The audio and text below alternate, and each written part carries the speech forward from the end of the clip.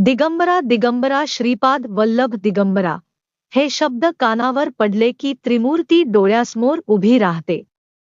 तर आज आपण पाहणार आहोत श्री गुरुदेव दत्त यांची जन्मकथा। अशाच कथा पाहण्यासाठी आपल्या मराठमोळी टीव्ही मालिका या चॅनलला लाईक, शेअर, सबस्क्राईब नक्की करा। मार्गशीर्ष पौर्णिमेच्या दिवशी मृग नक्षत्रावर सायंकाळी दत्ताचा जन्म झाला, म्हणून त्या दिवशी दत्ताचा जन्मोत्सव साजरा केला जातो। श्री दत्त अवताराचा उगम आणि प्रवास अद्भुत आहे। एकदा नारदजींनी महर्षी अत्री मुनींची पत्नी अनुसूया यांच्या पतिव्रतेबाबत कौतुक केले।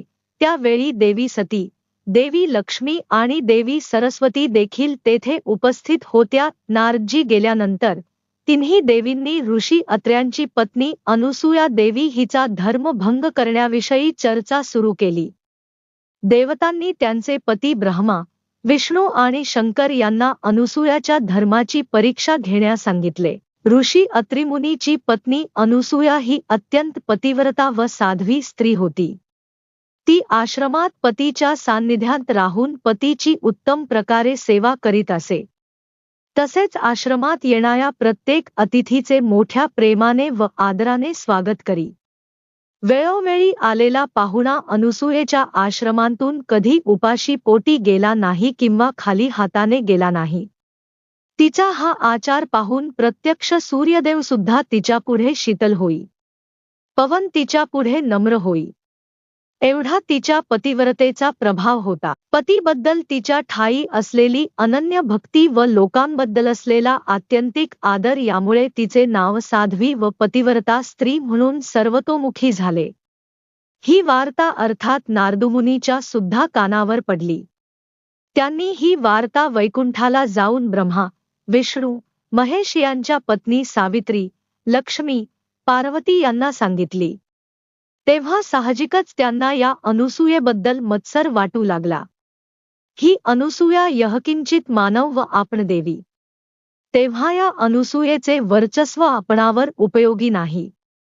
तेव्हा हिचे सत्वहरण करावे असा त्यांच्या मनात विचार आला आणि हा विचार त्यांनी आपापल्या पतींजवळ बोलून दाखविला। त्रैमूर्ती म्हणजेच ब्रह्मा विष्णू महेश संतप्त झाले आणि म्हणाले ती पतिव्रता कशी आहे ते आम्ही पाहतो व तिचा व्रतभंग आम्ही जरूर करतो। अशी प्रतिज्ञा करून त्या तिघांनी ब्राह्मणाची रूपे घेतली। शुभ्र धोतर, अंगावर रेशमी उपरणे, यज्ञोपवीत आणि हातात कमंडलू अशा रूपात ते तिघे अत्रिमुनींच्या आश्रमात आले। भर दुपारची वेळ होती। अशा वेळी आपल्या आश्रमात आलेले ब्राह्मण अतिथी पाहून अनुसूयेने त्यांना मोठ्या आदराने बसाव्यास आसन दिले। त्यांचे चरण धुतले व भक्तिभावाने त्यांचे पूजन केले। त्यांना पाटावर बसवून जेवण वाढले। पण तिला अतिथी म्हणाले आम्हास विवस्त्र होऊन अन्न वाढावे। आसनी बैसता सत्वर, म्हणती क्षुधा लागली फार, नग्न होऊनी निर्धार, इच्छा भोजन देईंजे। हे ऐकताच अनुसूया चिंतन करीत मनात म्हणाली, हे कोणी सामान्य साधू नाहीत तर हे माझे सत्व पाहण्याकरिता आले असावे। यास जर विन्मुख पाठविले तर माझ्या सत्वाची हानी होईल। माझे मन निर्मळ आहे, शिवाय माझ्या पतीचे तपःसामर्थ्य माझ्या मागे आहे। असा विचार करून अनुसूया तात्काळ घरात गेली। त्यावेळी तिचे पती देवाजवळ ध्यानस्थ बसले होते। त्यास ही सारी कथा निवेदन केली। तेव्हा मुनींनी अंतर्ज्ञानाने हे सारे ओळखले व आपल्या पत्नीस एका पंचपात्रात गंगोदक देऊन म्हणाले, हे गंगोदक त्या अतिथींच्या अंगावर उडव व त्यांना इच्छाभोजन दे। हे जाणोनिया मानसी, तीर्थगंडी देई कांतेसी, गंगा प्रोक्षुनी तिघांसी, भोजन देई जाण पा। तेव्हा पतीच्या आज्ञेप्रमाणे तीर्थाची पंचपात्री हाती घेऊन अनुसूया आश्रमाबाहेर आली। हातांतील गंगोदक त्या तिघांवर उडविले। तो काय? त्या गंगोदकाचा स्पर्श होताच ते तिघे अतिथी तत्काळ बालक झाले। तेव्हा अनुसूयेने तात्काळ त्यांना उचलून कडेवर घेतले आणि त्या अतिथींच्या इच्छेप्रमाणे कंचुकोसहित परिधान, फेडूनी ठेवी लक्ताक्षण, नग्न होवोनिया जाण, बाळांजवळी बैस्तसे बाळे घेऊनी मांडोवरी, स्तनी लावी जेव्हा सुंदरी, पान्हा फुटला ते अवसरी. देखोनी सती आनंदे तिघा अतिथींची बालके झाली ती बालके रडू लागली. तेव्हा त्यांना भूक लागली असेल असे समजून अनसुयेने त्यांना यथेच्छ स्तनपान करविले. त्यांचे पोट भरल्यानंतर त्यांना पाळण्यात घालून थोपटून झोपविले. स्वर्गलोकात तिन्ही देवस्त्रिया आपल्या पतींची वाट पाहू लागल्या तेव्हा नारदमुनी अत्रिमुनींचा निरोप घेऊन स्वर्गलोकी आले व घडलेली घटना सांगितली. त्या चिंताग्रस्त झाल्या. त्या तिघी अनसुयेकडे गेल्या. तिची त्यांनी करुणा भाकून झालेली सारी कथा निवेदन केली व अनसुयेची क्षमा मागितली. अनसुयेस दया येऊन तिने हा वृत्तांत आपल्या पतीस सांगितला. तेव्हा अत्रिमुनींनी पुन्हा गंगोदक देऊन ते त्या बालकांवर शिंपडण्यास सांगितले. तेव्हा हातात तीर्थाची पंचपात्री घेऊन अनसुया बाहेर आली. त्या बालकांवर गंगोदक शिंपडले.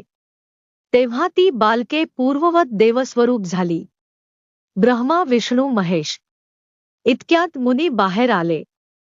त्यांनी देवांना साष्टांग नमस्कार घातला. विष्णू, शंकर, ब्रह्मदेव प्रसन्न झाले व म्हणाले, हे अनसुये, आम्ही तुझवर प्रसन्न झालो आहोत. इच्छित वर माग.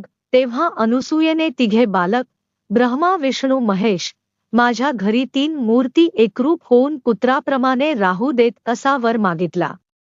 तेव्हा तथास्तु असे म्हणून देव अंतर्धान पावले. मासांमाजी मार्गेश्वर, उत्तम महिना प्रियकर, तीर्थी माझी तिथी थोर, चतुर्दशी शुद्ध पैमवार बुधवार कृत्तिका नक्षत्र.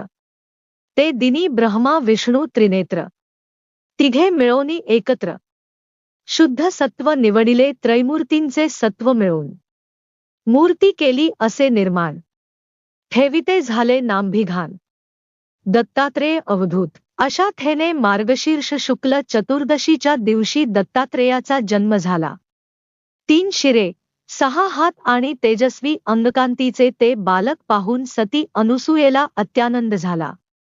ती पतिव्रता स्त्री खरोखर धन्य होय. तेव्हापासून आजतागायत मार्गशीर्ष शुक्ल पौर्णिमेला प्रदोषकाली दत्तजयंतीचा उत्सव प्रतिवर्षी साजरा होतो.